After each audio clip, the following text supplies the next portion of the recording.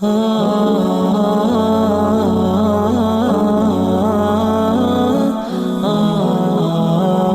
Allah berkahi insyaAllah. Kekeliruan yang ke-61, yaitu berkata-kata yang lemah lembut kepada kaum laki-laki yang bukan mahramnya, secara khusus bukan suaminya.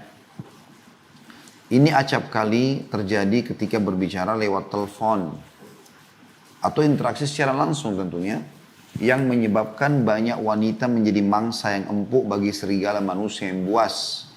Padahal Allah Azza wa Jal, Allah yang maha mulia dan maha tinggi, berfirman yang ditujukan kepada para istri Nabi Sallallahu Alaihi wa ala alihi wa sahbihi wasallam dalam surah Al-Ahzab ayat 32. Surah nomor 33 ayat 32. Sebenarnya ayat ini bersambung antara 32 33 ya. Nanti insya Allah kita akan fokus ke bahasan tafsir dua ayat ini ya. Al-Ahzab surah nomor 33 ayat 32 sampai 33. Bunyinya tapi di sini diangkat oleh penulis adalah 32-nya saja ya. A'udzu billahi minasyaitonir rajim. Ya nisa'an nabi lastunna ka ahadin minan nisa'. In ittaqaytunna fala takhda'na bil qawli fayatma'a alladhi fi qalbihi maradun wa qulna qawlan ma'rufa. Artinya hai istri-istri Nabi, para ummahatil mukminin, kamu sekalian tidaklah seperti wanita yang lain jika kamu bertakwa. Maksudnya akan diberikan derajat yang tinggi, diberikan tambahan pahala. Ya. Maka janganlah kamu tunduk dalam berbicara sehingga berkeinginanlah orang yang ada penyakit dalam hatinya. Maksudnya untuk mengganggu kalian. Dan ucapkanlah perkataan yang baik dan santun. Kata beliau, penulis buku di sini tentunya, ya, Salman bin Abdul Qadir Abu Zaid yang sudah kita sering sebutkan namanya, ini mengenai para istri Nabi SAW. Maka bagaimana halnya dengan wanita yang lebih rendah daripada mereka dalam hal ketakwaan dan kedudukan.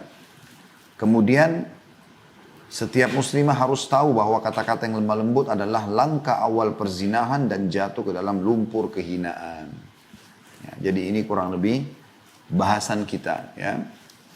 Jadi seakan-akan penulis ingin katakan kalau istri Nabi saja sudah jelas-jelas mereka dinaungi oleh suami yang mulia, baginda Nabi alaihi salatu wassalam.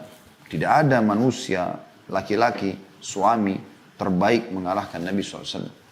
Beliau adalah utusan Allah dan beliau mengatakan aku adalah orang yang paling bertakwa di antara kalian kepada Allah Subhanahu wa taala. Orang yang paling faham tentang hukum halal haramnya Allah. Dan tentu istri-istri beliau pun pilihan, gitu kan? Yang akan mendampingi beliau dipilih oleh Allah Subhanahu wa taala.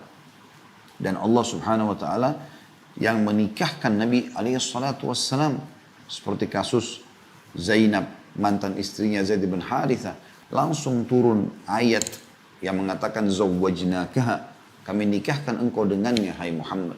Jadi tidak lagi menggunakan kalimat saya nikahkan kamu dan seterusnya khusus untuk Nabi SAW. Beliau sangat mulia, maka wanita-wanita pun di bawah naungan beliau adalah orang-orang pilihan. Ya, orang-orang pilihan. Nah, kalau istri-istri Nabi saja Allah ingatkan seperti ini, wahai para istri Nabi, kalian bukan seperti umumnya wanita. Ya. Kalau kalian bertakwa kepada Allah, maksudnya akan berlipat ganda pahala kalian, lebih tinggi derajat kalian di surga. Maka larangan Nabi apa? Supaya derajatnya tinggi mereka dan tetap harum namanya, mendapatkan apa yang Allah janjikan yang terbaik nanti di akhir, di dunia dan di akhirat. Maka yang Allah bilang, fala takhda'na ya bil qaul, ya. Atau fala takhda'na bil qauli fayatma alladhi fi qalbihi marad wa qulna qawlan ma'rufa. Dan janganlah kalian merendahkan suara kalian. Maksudnya berlemah lembut, bergemulai, suara manja. Ya. Dengan siapa? Dengan selain suami. Selain Nabi SAW. Maka yang terjadi nanti, fayatma alladhi fi qalbihi marad. Karena orang-orang yang dalam hatinya ada penyakit syahwat yang haram akan tamat. Ya. Dan semua bermula dari suara. Kalau kapan suara sudah terdengar, maka bisa nyangkut ke hati dan akhirnya berkelanjutanlah kepada pintu-pintu zina. Dan dikatakan waqulna qaulan ma'rufa, dan ucapkan perkataan yang ma'ruf. Maksudnya Kalau darurat kalian harus menegur seseorang kayak ibu-ibu belanja di pasar, harus nawar kepada penjual yang laki-laki misalnya dan bukan berduaan ya. Maka ucapkan kalimat yang ma'ruf sesuai dengan kebutuhan ya. Sampaikan hajatnya. Anda sedang konsultasi ke dokter, sampaikan sesuai dengan hajat saja, selesai. Ya. Tidak ada bumbu-bumbu dari bahasa-bahasa itu. Apalagi kalau sampai bermanja-manja ya. Itu bahaya sekali, sengaja memanggil dengan panggilan-panggilan sayang, panggilan manja yang menggoda kaum laki-laki sehingga akhirnya mau mengganggu dia. Jadi ini larangan ini subhanallah turun kepada para istri Nabi SAW. Kata penulis, bagaimana dengan selain istri Nabi yang jelas-jelas ya tidak sederajat dengan mereka. Tentu lebih pantas untuk terkena hukum ini. Mereka harus lebih ekstra menjaga diri mereka.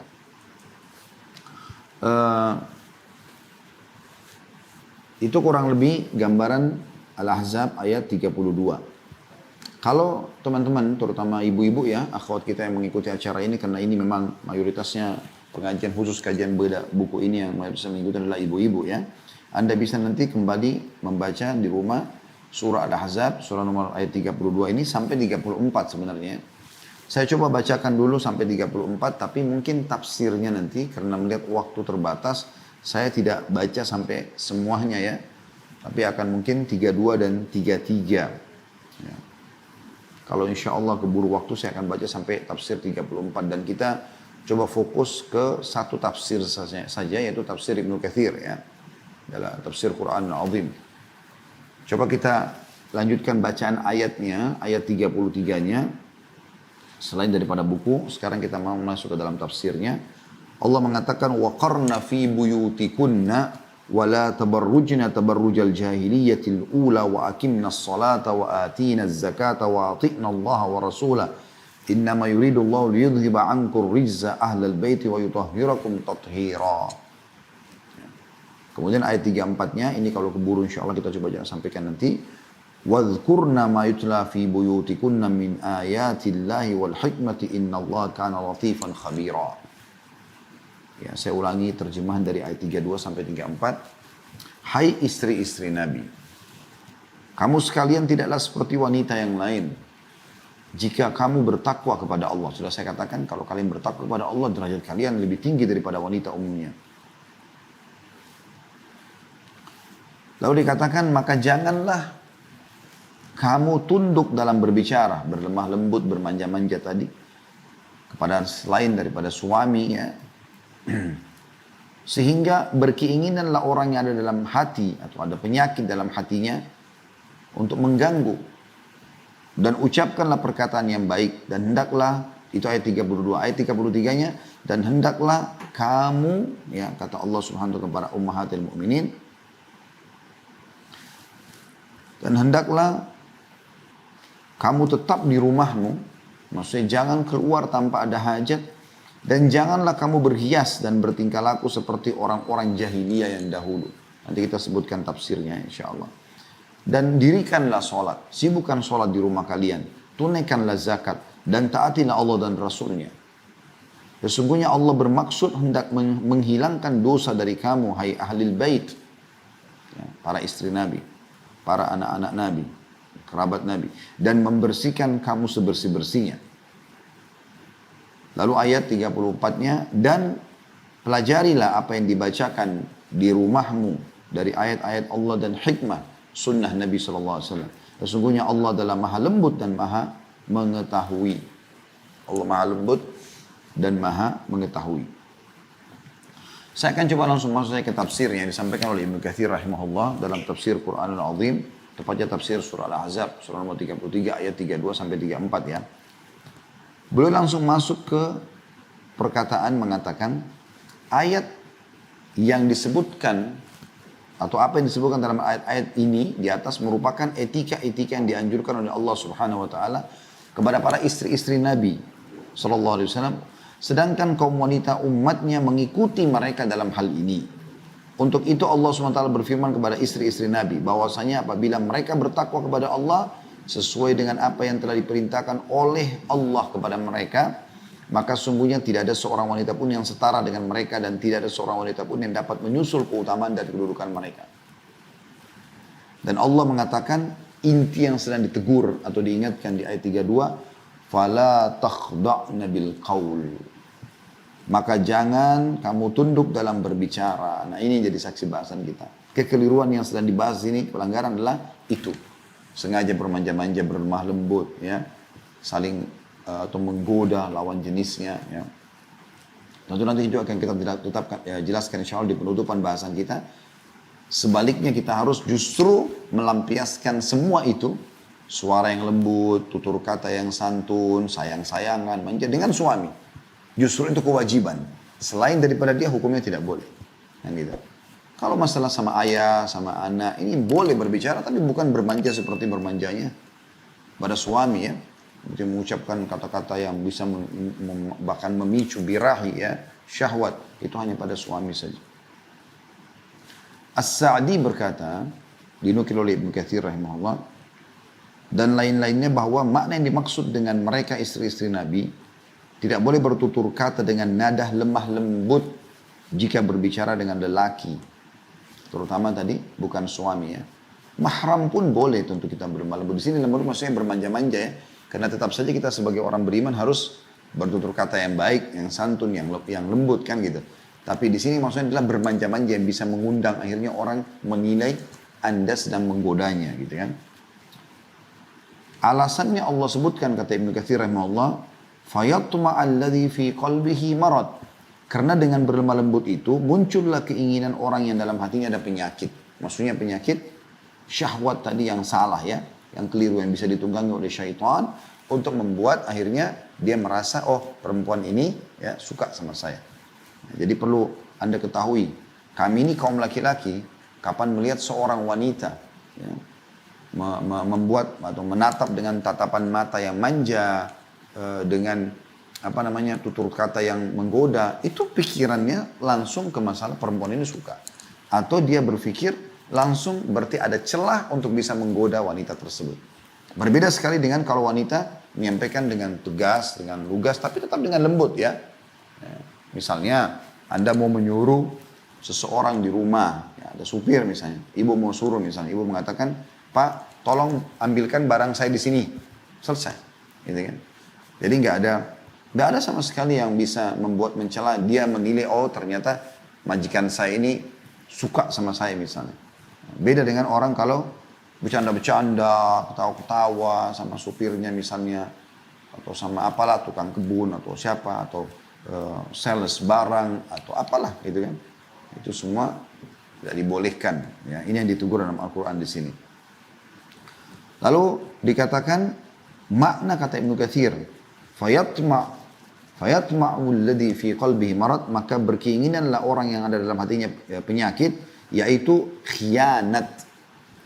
Maknanya berkhianat, maksudnya dia bisa mengajak Anda untuk mengkhianati suami Anda atau dia mengkhianati istrinya.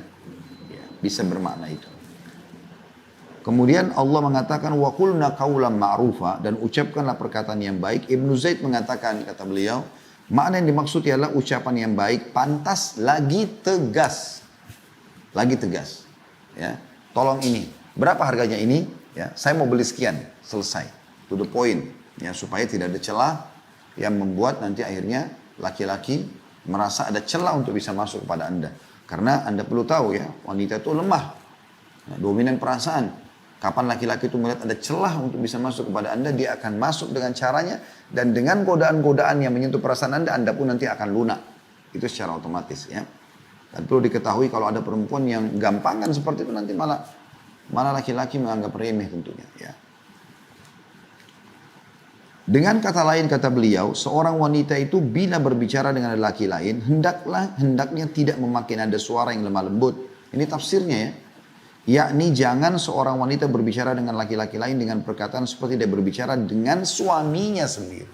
Nah, berarti sebaliknya sama suami justru harus bermanja-manja. Justru harus ungkapkan semua, habiskan semua itu kata sayang, rindu, cinta, panggilan-panggilan mesra, semua sama suami. Nah, sekarang kan banyak terjadi berbeda, ya. Jadi mereka, para wanita-wanita ini, semoga Allah berikan hidayah, di luar biasa supelnya, ngobrol sama semua orang, tepak-tepuk sana sini. Tapi sama suaminya dingin, ya, tidak menunjukkan kepeduliannya tidak mengejar pahala justru dengan menghibur suaminya, memenuhinya. Sebagaimana kita akan jelaskan ya, akan disebutkan oleh tafsir Ibnu Katsir dalam makna ini sangat luas ya, dan bermakna tentang bagaimana dia tidak boleh seorang wanita justru berlemah lembut dengan selain suaminya, sama suaminya justru punya kewajiban berlemah lembut, menggoda dia ya, bahkan mengangkat ya, tanda kutip di sini pakaian malunya untuk menggoda suami, untuk melayani suami, untuk memenuhi kebutuhan biologisnya, itu harus diangkat dengan suami sehingga dia akan terpenuhi kebutuhannya, suami terpenuhi kebutuhan, dan mereka di luar tidak akan tergoda, ya seperti itulah. Ini sejalan juga dengan pernah terjadi Nabi SAW dikatakan dalam sebuah riwayat, ya, segera mendatangi Zainab, salah satu istri beliau. Pada saat beliau lewat, gitu kan, di sebuah jalan. Lalu kemudian beliau tiba-tiba langsung belok ke rumah Zainab, lalu kemudian beliau mampir dan para sahabat menunggu.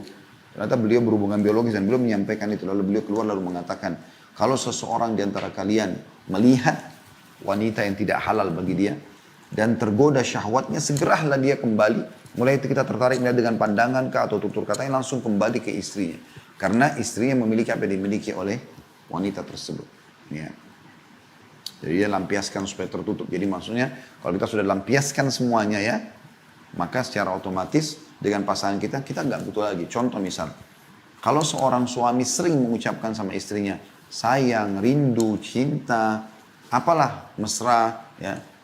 Bahkan mungkin zaman kita sekarang mungkin bisa mengirim foto, ya, cuplikan, hanya untuk pasangannya saja. Contoh misal. Maka itu nanti kalau ada orang-orang yang hidung belang dari luar mau coba menggoda, ya, si istrinya sudah puas dengan suaminya, dia mau apa gitu. Tertutup celah itu kan. Begitu juga dengan suami, pada saat dia mendapatkan tutur kata yang santun, pelayanan yang baik, segala macam, mesraan yang mencukupi, membuat dia puas, maka dia tidak akan butuh godaan wanita bagaimanapun di luar, tidak dibutuhkan. Oleh karena itu ada bahasan saya di dalam manajemen rumah tangga Islami, teman-teman sekalian. Salah satu yang membuat ya ada 30 kiat mempertahankan rumah tangga saya bahas, salah satunya adalah bagaimana maksimal dalam menikmati pasangan. Baik dari pandangan mata, baik dari ciuman, baik dari sentuhan dan segala macam, itu yang halal supaya yang haram tertutup. Makanya syaitan seringkali teman-teman sekalian membuat kadang-kadang masalah kecil dalam rumah tangga bisa jadi pemicu besar sehingga terbengkalailah biologis. 2 hari, 1 minggu, ada yang 1 bulan, ada bahkan yang pernah berkeluh kesah di pengajian sudah sekian tahun tidak berhubungan biologis, dan itu target syaitan. Sehingga kebutuhan Anda tidak terpenuhi di situ, Anda akan cari di tempat lain, dan itu kebanyakan mereka lari ke masalah-masalah haram. Ya, itu membuka pintu-pintu syaitan. Ibnu Zaid berkata, saya ulangi, makna yang dimaksud daripada wa qulna qawlan ma'rufa, dan ucapkanlah kalimat yang baik, adalah yang pantas dan tegas ya, kepada selain suami tadi saya bilang. Dengan kata lain, seorang wanita itu bila berbicara dengan laki-laki lain hendaknya ya, tidak memakai nada suara yang lemah lembut, yakni janganlah seorang wanita berbicara dengan laki-laki dengan perkataan seperti dia bicara dengan suaminya sendiri. Kemudian ayat 33-nya Allah mengatakan waqarna fi buyutikun, dan hendaklah kamu tetap di rumahmu. Mayoritas waktunya Anda wahai muslimah di rumah. Bukan di jalan, bukan di tempat lain. Ya. Jadi bukan sebuah prestasi Anda menghabiskan waktu di luar rumah. Itu kewajiban Anda, Allah berikan itu. Boleh aktivitas di luar rumah, boleh. Tapi jangan dari pagi sampai malam di luar rumah. Lalu siapa yang urus anak-anak?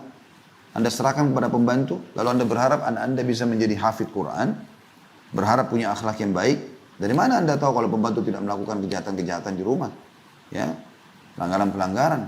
Mungkin anak Anda Allah berikan ya, kecantikan, ketampanan, lalu dia menyalahgunakan itu. Banyak. Minimal sekali foto-foto, kemudian dikirimlah foto-foto itu ke keluarganya dan segala macam. Ya. Dan akhirnya bisa kena ain anak itu. Atau yang lainnya. Tidak cukup dengan telepon, tidak cukup dengan WA. Oh ya sudah makan, oh ya sudah minum. Bukan itu kebutuhan dasarnya anak-anak. Kebutuhan dasarnya adalah perhatian. Ya, pendidikan, baru kemudian dilengkapi dengan makanan, minuman dan seterusnya. Kita harus pahami edukasi, ilmu pengetahuan itu lebih dibutuhkan bagi setiap orang yang antara kita, termasuk anak-anak kita. dibandingkan makanan pada saat kita lapar dan minuman pada saat kita haus, juga tempat tidur pada saat kita mengantuk. Karena dengan ilmu yang kita ketahui, edukasi yang benar, membuat kita tahu mana makanan, mana minuman, mana tempat tidur yang boleh dinikmati dan mana yang tidak boleh. Mana yang halal dan mana yang haram. Tafsir daripada potongan pertama ayat Al-Ahzab ayat 33, waqarna fi buyutikun, kata Ibnu Katsir rahimahullah, diamlah kamu di rumahmu dan jangan keluar rumah kecuali karena suatu keperluan mendesak. Termasuk keperluan yang diakui dalam syariat ialah menunaikan sholat berjamaah di masjid misalnya, itu dibolehkan. Tentu berikut kata beliau semua persyaratannya. Sebagaimana Nabi Muhammad SAW bersabda, la tamna'u ima Allahi masajid Allah wal yakhrujna wala yakhrujanna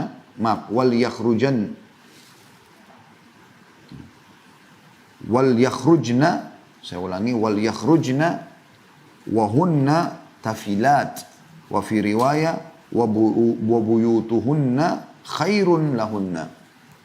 Artinya, janganlah kalian melarang hamba-hamba Allah wanita, hamba-hamba Allah perempuan untuk menuju ke masjid-masjid Allah. Boleh mereka sholat berjamaah di masjid.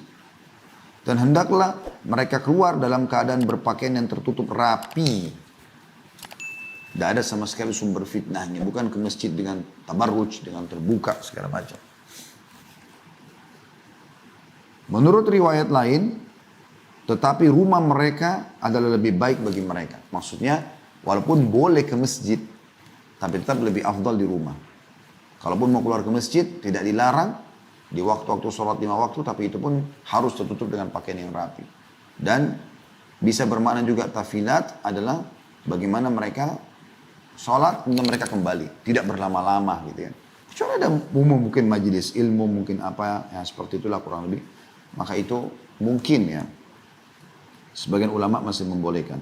Kemudian ditulis atau diangkat oleh beliau juga hadis yang diriwayatkan oleh Al-Bazzar rahimahumullah semua mengatakan, telah menceritakan kepada kami Humaid bin Mas'ada, telah menceritakan kepada kami Abu Raja Al-Qalbi alias Raw Ibnu Musayyab, seorang yang thiqah terpercaya, telah menceritakan kepada kami Thabit Al-Bannani dari Anas radhiyallahu anhu yang mengatakan bahwa kaum wanita datang menghadap kepada Rasulullah SAW lalu bertanya, wahai Rasulullah, kaum lelaki pergi dengan memborong banyak keutamaan dan pahala, ya, seperti mereka berjihad di jalan Allah, sedangkan kami kaum wanita tidak mempunyai amal yang dapat menandingi amal kaum mujahid di jalan Allah.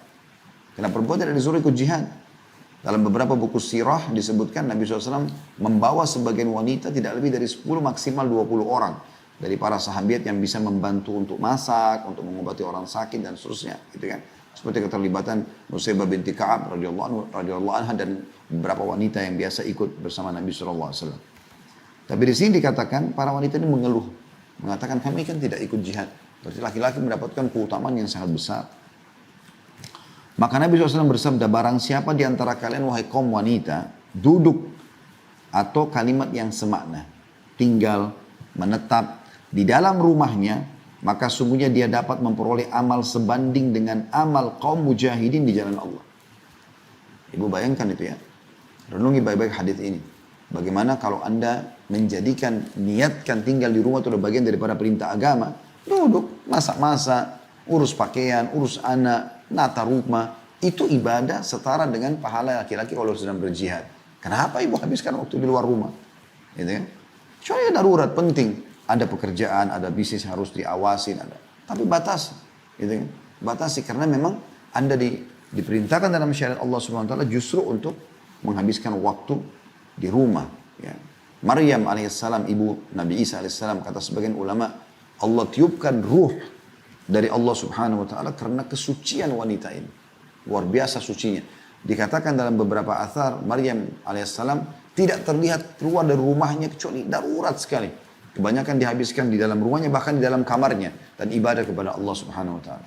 Karena sucinya sampai kalau dia jalan itu jadi bahan perhatian orang kalau dia pas keluar, gitu kan. Nah, luar biasa gitu. Bazzar juga berkata, kami tidak mengetahui ada seseorang yang meriwayatkan hadis ini melalui Thabit bin Al-Bannani, ya, selain Raw ibnu Al-Musayyib. Dia seorang laki-laki dari kalangan ulama yang cukup terkenal. Maksudnya hadis ini bisa diterima, ya. Kemudian juga ada diangkat lagi oleh beliau masih riwayat Al-Bazzar dari Abdullah bin Mas'ud radhiyallahu anhu bahwa Nabi SAW bersabda, sungguhnya tubuh wanita itu adalah aurat. Ya. Innal mar'ata aurah. Fa'idha kharajat istashrafaha syaitan. Jadi kalau dia keluar, maka syaitan akan menyambutnya. Ya. Syaitan akan gembira dengan kalau ibu keluar. Mulailah syaitan memasang perangkat-perangkatnya di situ ya, untuk menyesatkan kaum laki-laki.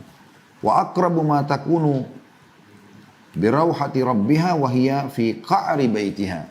Dan ketahuilah setiap wanita itu paling dekat dengan Tuhannya, dengan rahmat Tuhannya, justru pada saat ia berada di dalam rumahnya. Ya, perhatikan baik riwayat-riwayat ini gitu kan. Jadi memang para wanita itu disuruh ya, di rumah. Dan subhanallah masa pandemi seperti ini melatih kita untuk itu. Ya.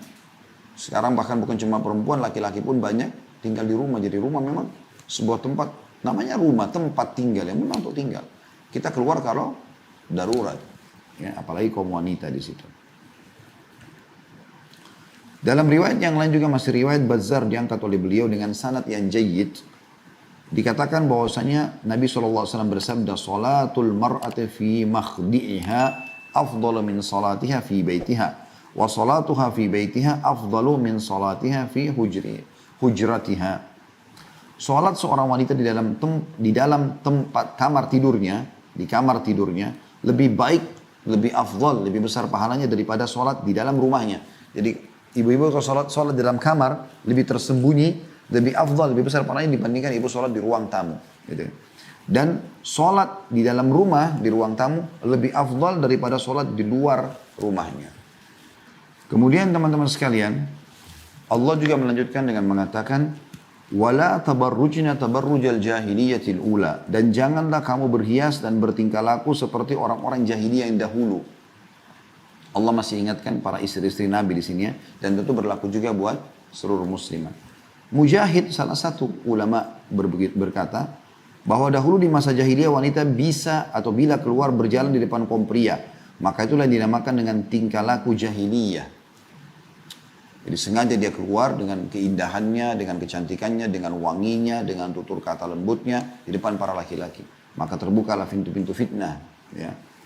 Qatadah mengatakan sehubungan dengan makna firman Allah SWT, dan janganlah kamu berhias dan bertingkah laku seperti orang-orang jahiliyah dahulu. Yakni bila kalian keluar dari rumah, ya, jangan kalian berlaku seperti orang jahiliyah. Bagaimana cerita orang jahiliyah? Kata beliau, dahulu wanita bila berjalan berlenggak-lenggok dengan langkah yang manja dan memikat. Lalu Allah Subhanahu wa taala melarang hal tersebut.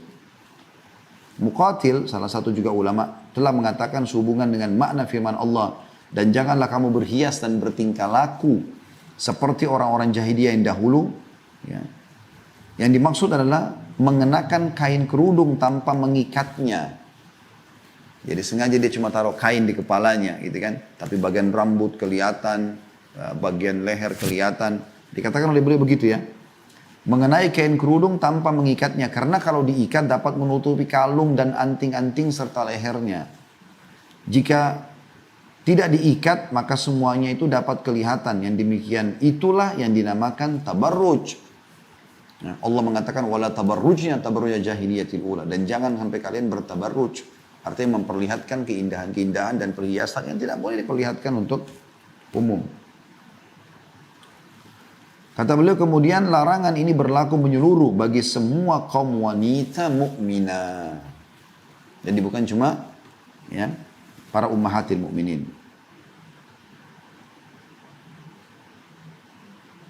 Ibnu Abbas juga diriwayatkan pada saat disebutkan ayat ini, dan janganlah kamu berhias dan bertingkah laku seperti orang-orang jahiliyah dulu, dia mengatakan bahwa muncul tabarruj di masa antara Nabi Nuh dan Nabi Idris alaihi wassalatu wassalam, lamanya kurang lebih 1000 tahun, itulah permulaannya. Ya. Jadi mereka mulai berbuka di situ, ya, tabarruj terlihat seperti itulah. Dan Nabi SAW juga sudah mengingatkan ya, tidak ada fitnah yang aku tinggalkan bagi laki-laki yang lebih besar sepeninggalku dibandingkan wanita. Jadi memang besar sekali fitnahnya. Ibu itu bisa jadi fitnah ya kalau ibu tidak menjaga diri.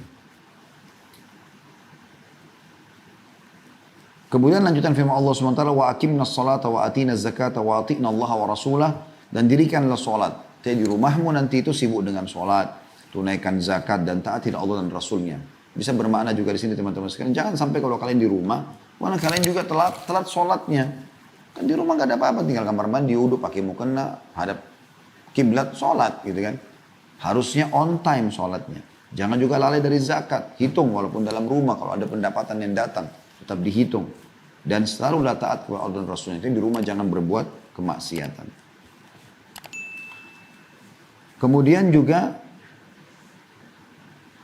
firman Allah Subhanahu wa taala, "Innama yuridullahu liyudhhiba 'ankum rizqa ahlal bait wa yutahhirakum tathhira." Dan sungguhnya Allah bermaksud ingin menghilangkan dosa dari kamu wahai ahlul bait dan membersihkan kamu sebersih-bersihnya. Ayat ini, teks ayat ini menjelaskan dan menekankan bahwasanya istri-istri Nabi pun masuk dalam istilah ahlul bait. Karena sebagian kelompok yang menisbatkan diri mengatakan dirinya Syiah, mereka mengatakan istri Nabi tidak masuk ahlul bait, dan ini keliru. Allah SWT turunkan Al-Ahzab ini kepada istri-istri Nabi, ya nisa'an Nabi, wahai istri-istri Nabi. Dan ayat ini berlanjut terus, ya. Maka Allah mengatakan sesungguhnya Allah ingin menghilangkan dosa. Jadi jangan sampai kalian terjerumus dalam dosa wahai istri-istri Nabi, wahai ahlul bait, dan membersihkan kamu sebersih-bersihnya. Maksudnya namamu harum, kamu bersih dari gangguan-gangguan orang. Ya. Karena gangguan lawan jenis ini berat kalau kita buka terus ya.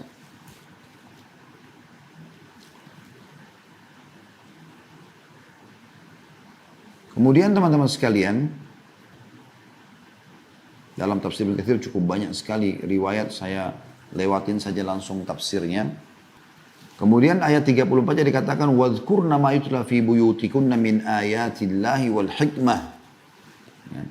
Dan pelajarilah terus dari ayat-ayat Al-Qur'an yang turun yang di tempat-tempat kalian di rumah, pelajarilah di rumah-rumah kalian. Maksudnya isi waktu kalian untuk baca Quran, tafsir.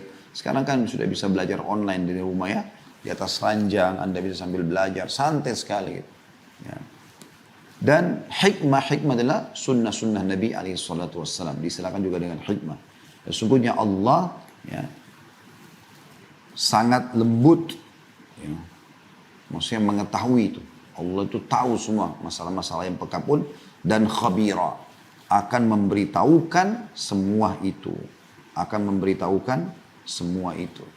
Ya. Jadi ini perlu tentu digarisbawahi teman-teman sekalian ya. Kita coba lihat selanjutnya, bagaimana Allah Subhanahu wa taala atau Nabi Muhammad SAW menyebutkan yang tadi saya bilang hadis tentang fitnah itu ya, diriwayatkan oleh Imam Muslim nomor 2740. Kata Nabi SAW, kalau wanita sengaja keluar dan tidak ada hajat, buang-buang waktu, akhirnya pakai baju terbaiknya, belum dibuka sana sini, rambutnya keluar dari salon dengan indahnya, diwarnai, warna-warna dan segala macam. Indah, bagus. Islam menyukai keindahan, tapi bukan untuk tabarruj, bukan untuk dipamer di depan umum gitu kan. Kata Nabi SAW, tidak ada fitnah sepeninggalku yang lebih besar bahayanya bagi laki-laki seperti selain fitnah wanita. Dan sungguhnya fitnah yang pertama kali menimpa Bani Israel adalah disebabkan wanita. Awal mereka rusak imannya, akidahnya, jauh dari agama, akhirnya mereka ada yang meninggal dalam keadaan bermaksiat, adalah terjadinya fitnah dengan kaum wanita. Makanya kita lihat ya, coba lihat tempat-tempat hiburan. Diskotik, bar, karaoke. Apa yang mereka jual? Wanita. Ya. Harus ada wanita penghiburnya. Dinamakan lagi wanita penghibur. Memang begitu. Itu fitnah yang sangat besar. Kemudian juga dalam hadis yang lain, hati-hatilah terhadap wanita karena fitnah pertama yang menimpa Bani Israel disebabkan wanita. Hadis sahih riwayat Muslim nomor 2742. Kata sebagian ulama, segala keindahan yang terdapat dalam diri seorang wanita harus dijaga. Ya. Ditutupi. Bahkan yang tidak boleh dianggap remeh termasuk tentang masalah suaranya. Jadi betul-betul wanita itu hanya mengeluarkan suara memang pada hal-hal yang dibolehkan dan sudah kita bilang tadi, jelas dan tegas. To the point. Ya. Karena disebutkan dalam hadis ini kalau ternyata yang paling banyak membuat masalah di tengah-tengah masyarakat akhirnya kaum laki-laki terganggu justru dari fitnah wanita. Seperti itulah. Ya. Kalau ada orang yang mengatakan dia mengatakan oh itu kolot, itu mungkin Islam garis keras, masa wanita itu tidak boleh begini dan begitu ya.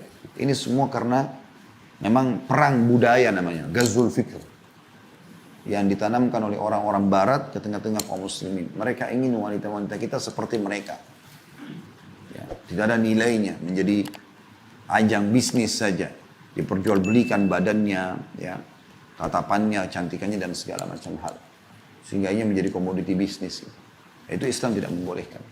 Makanya pernah terjadi ada seorang anak muda di Inggris mau masuk Islam. Diajak oleh temannya yang sudah 1 tahun masuk Islam, mu'allaf duluan. Kemudian pada saat selesai pengajian seorang syekh, temannya sudah muslim mu'allaf 1 tahun ini bilang, syekh teman saya ini mau masuk Islam, tapi dia masih punya ganjalan yang dia ingin tanya. Gitu. Kemudian kata syekhnya silakan nanya. Kata orang yang baru masuk Islam itu dan akhirnya dia syahadat, dia mengatakan, kenapa syekh kalian melarang kaum wanita kalian salaman sama semua laki-laki? Sementara di komunitas kami perempuan boleh salaman sama siapa saja. Ya mau pedagang-pedagang di pinggir jalan, laki-laki baru dia kenal atau dia baru kenalan, dia langsung salaman itu biasa. Kenapa dalam Islam tidak boleh? Dan memang tidak boleh kan gitu. Karena kata Nabi SAW, inilah usafihun nisa. Saya tidak menyalami para wanita. Bahkan pada saat membaiat mereka, mengambil janji setia mereka, itu Nabi SAW tidak salaman sama mereka. Cuma mengambil baiat melalui lisan saja, gitu kan. Beda dengan laki-laki, mereka salaman dengan Nabi SAW. Dan juga dalam sebuah riwayat dikatakan la yuta'lanna ahadukum bimikhyatin min hadid khairun lahu min an tamassu yadu imra'in la tahillu lahu. Khairun lahu min tamassu yadi imra'atin la tahillu lahu. Sesungguhnya seseorang dari kalian ditusuk dengan besi yang tajam, ya, itu lebih ringan bagi dia nanti hukumannya dibandingkan dia menyentuh tangan ataupun ya, tubuh wanita yang tidak halal bagi dia. Jadi memang tidak boleh. Gitu. Orang ini tanya, kenapa kalian tidak boleh salam? Kata Syekh, masih ada lagi yang kau mau tanya? Dia bilang masih ada. Ya. Kenapa kalian suruh perempuan kalian pakai jilbab? Apa sebabnya? Kenapa nggak seperti wanita kami terserah mau pakai baju apa, mau mirip laki-laki, mau nggak pakai pakaian? Kenapa harus ada hukum itu? Ini wajar dia tanyakan karena dia kan orang non muslim mau masuk Islam, sekarang dia mau tanya. Kata Syekh, kau sudah selesai? Dia bilang iya. Lalu dijawab dari 2 pertanyaan ini. Yang pertama tentang masalah salaman. Kata syekhnya, kau ini warga negara Inggris? Dia bilang iya. Siapa di sini ratu kamu? Dia bilang Elizabeth. Kan kita tahu semua Ratu Elizabeth di Inggris. Kemudian kata syekhnya, kau bisa salaman sama Elizabeth itu? Dia bilang tidak bisa. Kata syekhnya, kenapa? Dia bilang karena itu ratu. Enggak semua sembarangan orang bisa salaman. Kata syekhnya, semua wanita muslimah ratu. Maka tidak boleh sembarangan orang salaman dengan dia. Jadi sebenarnya dengan tidak sembarangan salaman itu punya kedudukan tersendiri. Karena tidak semua orang menyentuh tangannya. Gitu kan? Sampai kita tahu hukum syariat kita teman-teman sekalian. Ini di luar daripada perkataan Syekh tadi ya. Saya tambahkan saja. Sampai seorang wanita kalau sudah bersuami tidak ada poliandri. Nggak boleh lagi dualisme. Tidak ada lagi dia harus boleh punya suami 2. Kenalan laki-laki lain. Dia khusus untuk suaminya nikmati. Itu kan luar biasa gitu. Ya. Berarti memang dia sangat terbatas dia.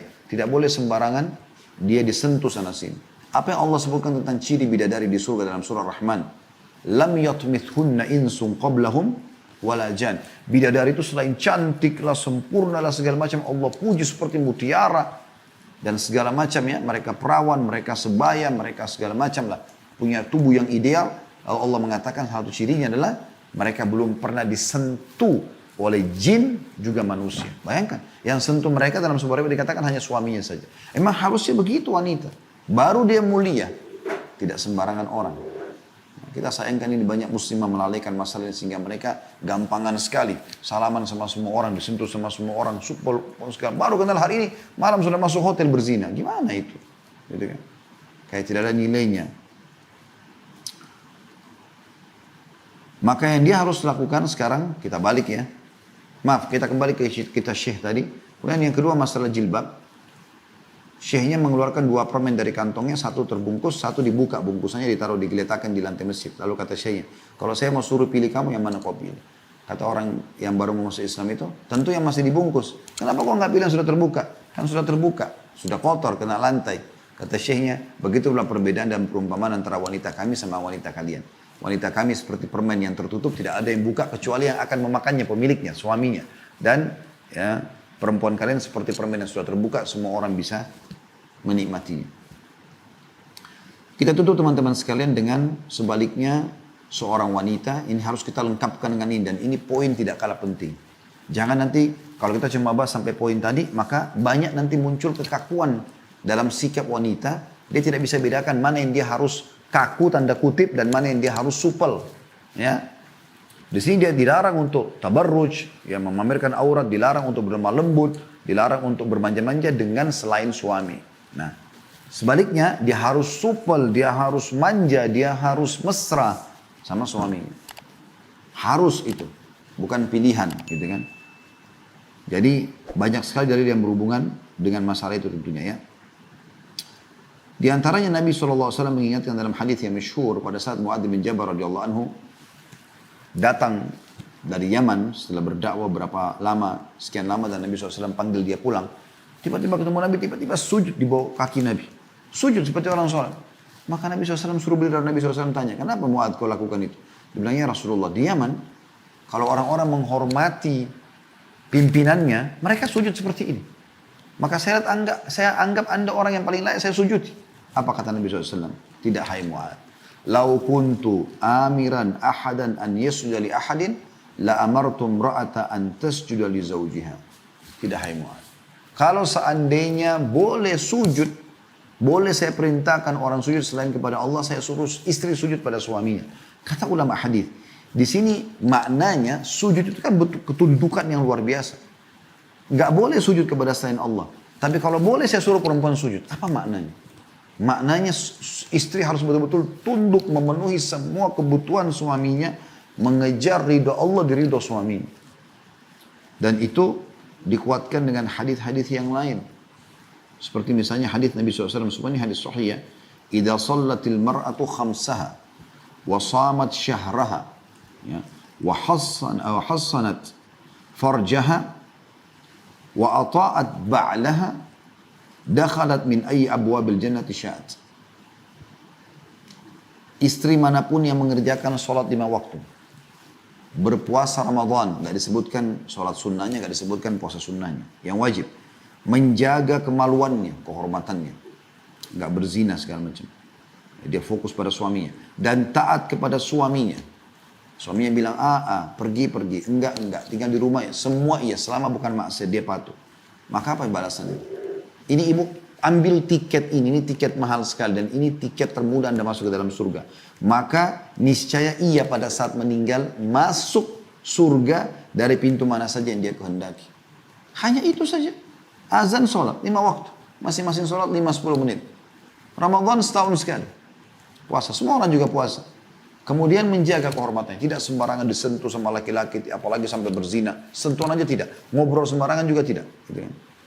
Tambah lagi mentaati suaminya. Suami datang, hidupku buat suami. Pokoknya dari suami masuk rumah sampai suami keluar dari rumah lagi, semua waktunya ibu buat dia.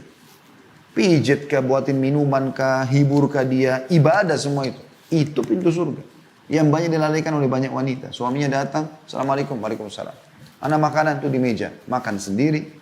Ya, atau kadang-kadang dia sibuk di luar dengan arisan ini, dengan kegiatan itu. Akhirnya suaminya makan dilayani oleh pembantu atau sendirian atau masak sendiri. Ini aneh semuanya. Ya, kenapa terbalik ini?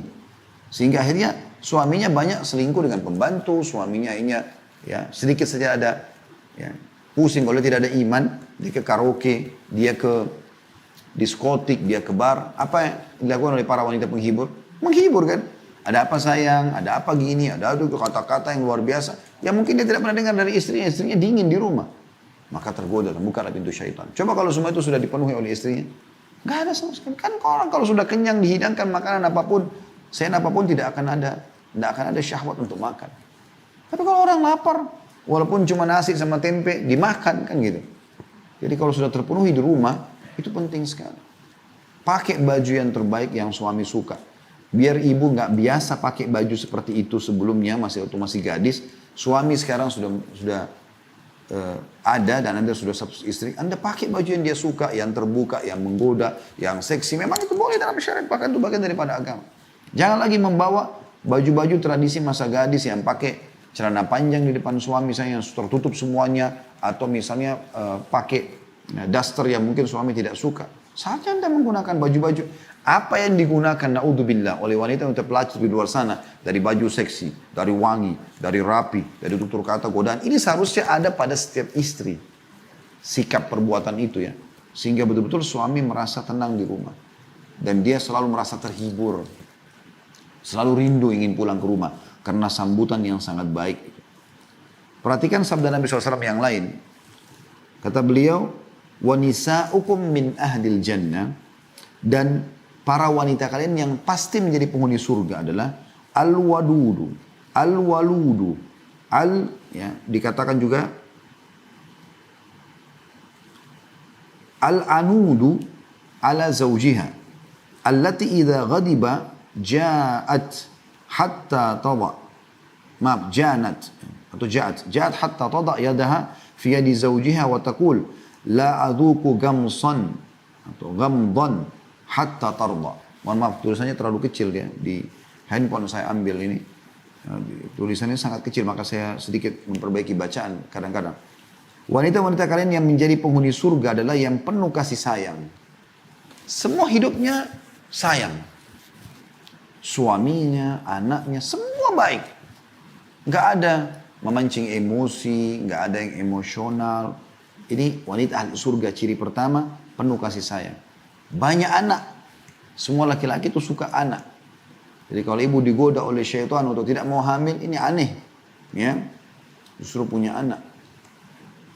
Dan kembali atau selalu setia kepada suaminya. Yang apabila suaminya marah, ia mendatangi dan meletakkan tangannya di atas tangan suaminya dan berkata, aku tidak dapat tidur nyenyak hingga engkau ridha. Ya. Dalam riwayat lain disebutkan bahwasanya wanita ahli surga adalah wanita yang kalau dia disakiti atau dia menyakiti, disakiti pun sama, maka dia akan datang dan memegang tangan suaminya sambil mengatakan, aku tidak bisa tidur sampai engkau ridho kepadaku.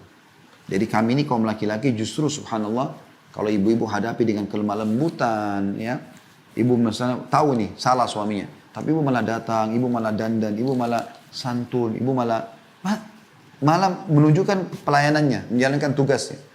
Maka yang terjadi suami itu nanti akan, kami ini para laki-laki merasa, oh saya yang salah. Kalau ibu mengatakan, maafin ya kalau saya punya salah, pasti si laki-laki itu akan mengatakan, tidak, memang saya yang salah. Tapi kalau ibu gunakan cara laki-laki, ibu marah-marah, ibu pecahin piring, ibu banting pintu, ibu blokir WA, ibu apalah, macam-macam. Maka yang terjadi dia akan hadapi ibu seperti hadapi laki-laki. Tahu bagaimana kami hadapi laki-laki? Tonjok-tonjokan, gitu kan? Kita akan ribut dan itu tidak layak untuk dihadapi kaum wanita dengan cara itu. Tapi itu akan terjadi bermula dari kaum wanita di sini. Ya, itu contohnya. Anda bisa kembali ke ceramah kami di YouTube tentang mengenal karakter pasangan. Cukup banyak saya jelaskan beberapa karakter laki-laki harus dikenal oleh perempuan. Juga sebaliknya bagaimana laki-laki mengenal karakter perempuan dan perempuan mengenal karakter laki-laki. Juga ada seorang wanita dikenal dalam riwayat dengan bibinya Imran.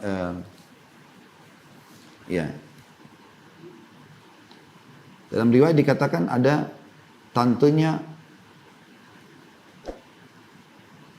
Husain bin Muhsan. Bahwasanya tantenya pernah mendatangi Rasulullah SAW dalam satu keperluan. Setelah itu ia menyelesaikan keperluan, lalu Nabi SAW bertanya, apakah engkau telah bersuami? Ia menjawab, sudah. Lalu kata Nabi SAW pesan kepada ibu ini, tantenya tadi, sahabat ini pada saat mau pulang, ya, bagaimana sikapmu kepada suamimu? Ia menjawab, aku tidak pernah mengurangi haknya kecuali yang aku tidak mampu mengerjakannya. Maka kata Nabi SAW, fanduri aina anti minhu, fa innama huwa jannatuki wa naruki. Kata Nabi SAW, perhatikan baik-baik bagaimana hubunganmu dengannya. Karena suamimu merupakan surgamu atau nerakamu. Jadi dia bisa menjadi penyebab kau masuk surga atau dia menyebab kau masuk ke dalam neraka. Nabi SAW juga mengatakan tentang masalah pelayanan suami dalam hadis yang masyhur. Semua ini hadis-hadis sahih Ya, riwayat Bukhari, Muslim, ahli sunan. Ya.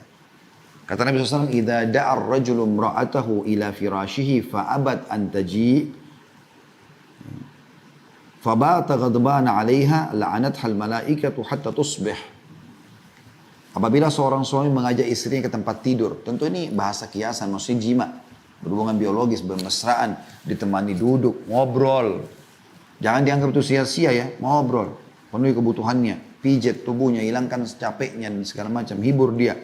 Buat suasana nyaman di rumah, wangi, bersih, makanan enak. Jadi dia betul-betul fresh, dia keluar lagi cari nafkah dengan kondisi dia sehat gitu kan. Kalau ada suami mengajak biologis lalu suami istrinya nolak gitu kan, sehingga membuat suaminya marah, maka si istri akan dilaknat oleh malaikat hingga subuh. Tentu kita tidak bicara, teman-teman sekalian, kalau dia sakit, dia lagi berhalangan, ya tidak, itu beda. Suami harus pengertian, tapi kalau tidak ada apa-apa, hanya karena kesombongan, menganggap remeh suami, maka ini semua tidak boleh. Ya. Dalam riwayat Muslim ditambahkan sampai dia kembali, maksudnya sampai dia kembali tidak membuat suaminya marah. Dalam riwayat lain juga disebutkan, ya, dalam riwayat Ahmad dan Imam Muslim, sehingga suaminya ridho kepadanya. Sampai dia buat suaminya ridho. Dia datang kembali menggoda, minta maaf, segala macam. Seperti itulah. Ya. Dan ini, tuntunan nabawiyah. Tuntunan kenabian yang luar biasa. Bagaimana kita membuat keharmonisan, keromantisan dalam rumah tangga.